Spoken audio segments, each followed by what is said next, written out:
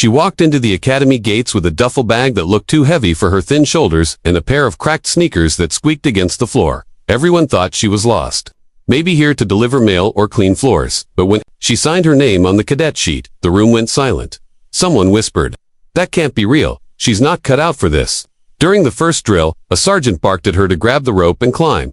The others charged up fast, like spiders, scrambling to the top. Her turn came, and a tall recruit named Mason smirked, shouting, "Don't rip your nails, princess." The group laughed loud enough to echo across the yard. She grabbed the rope. Her hands didn't shake. Her face didn't flinch. Instead of rushing, she moved slow, deliberate, then reached the top faster than anyone. The laughter died, but Mason snarled, "Lucky, grip, that's all." At lunch, she sat alone with just bread on her tray. The group at the next table mocked her, calling her charity case. A blonde girl named Carla tossed half an apple onto her plate and sneered, "Here, don't faint on us." The group howled. She looked at the apple, smiled faintly, and ate it whole, core and all. The laughter froze. Then came combat drill. She was paired with Mason. He towered over her, his fists like hammers. The whistle blew. He shoved her so hard, she hit the ground. Her shirt tore at the shoulder, and something inked in black flashed across her skin. The instructor's eyes widened. A symbol, a crest. No one dared to joke about a crest, whispered only in legends.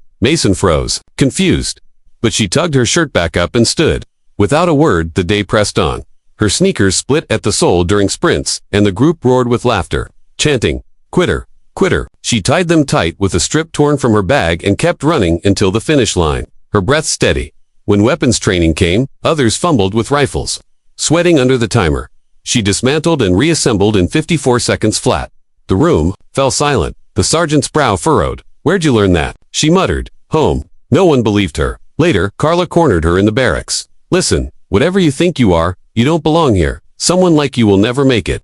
The girl didn't answer. She simply slid an old photo under her pillow, a photo of her younger self standing beside a woman in a dark uniform. Face blurred out except for sharp eyes and a scar across her jaw. That night, she lay awake, staring at the ceiling. Her breathing calm. The long-range shooting exam broke half the recruits. 3 missed every target. Some cried. Mason hit 3 out of 5. Grinning smugly, when her turn came, she adjusted the sight once, lay down flat, and fired. 5 shots, 5 perfect. Centers. The range officer called out her score in disbelief. A lieutenant muttered, "That's Special Forces precision." Whispers spread fast. The recruits stared at her differently now. But Mason spat on the ground. "It's rigged. No way she's that good." He waited for his chance. It came in the combat simulation, hand to hand in front of the entire unit. The whistle shrieked. He lunged, grabbing her collar, ripping her shirt wide across the back. The crest was revealed fully now, a dark wolf's head, carved in ink, scarred by 3 claw marks. The yard froze. A captain watching dropped his clipboard. His face turned pale. "Who trained you?" he demanded. The girl's voice was calm, almost quiet. "The Black Wolf himself." Gasps rippled. The Black Wolf was a myth, an operator erased from records years ago, said to have trained only 1 air. No one believed the stories until now. The captain snapped to attention and saluted. Mason stepped back.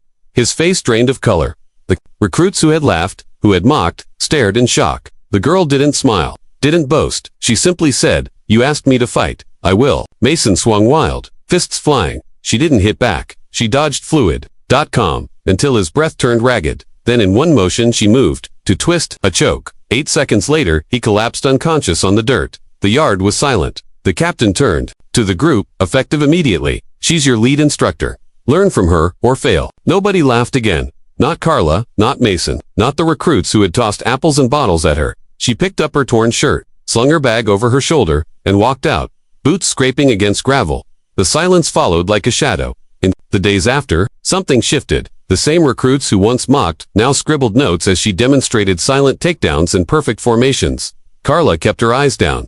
Mason was gone, reassigned quietly to a remote base. Some whispered he'd never recover from the humiliation. But it wasn't about revenge, not for her. She taught quietly, precisely, never raising her voice. One night, after drills, a general arrived in a black car. The entire camp lined up stiff, unsure why. He walked past everyone and stopped in front of her, his eyes scanning her face. "Your mother would be proud," he said softly. She nodded once, her jaw tight. The recruits gasped quietly. So the scarred woman in the photo. The Black Wolf wasn't just her mentor. She was her mother. The general turned to the camp. "Remember her name. She doesn't just carry a legacy. She is the legacy." The camp never forgot. That night, alone in her bunk, She pulled the photo from her pillow, ran her thumb across the faded edges, and whispered, "Promise kept." And for every cadet who once doubted, every officer who once sneered, there was no laughter left, only silence. A silence heavy with respect. A silence that carried her story long after she was gone. A story that whispered across units, across borders, reminding anyone who had ever been underestimated, anyone who had been mocked or shoved aside. That strength doesn't need noise. Real power speaks in silence. Where are you watching from? Leave a comment below and hit subscribe to walk with me through stories of betrayal, strength, and the quiet kind of victory that leaves the world changed.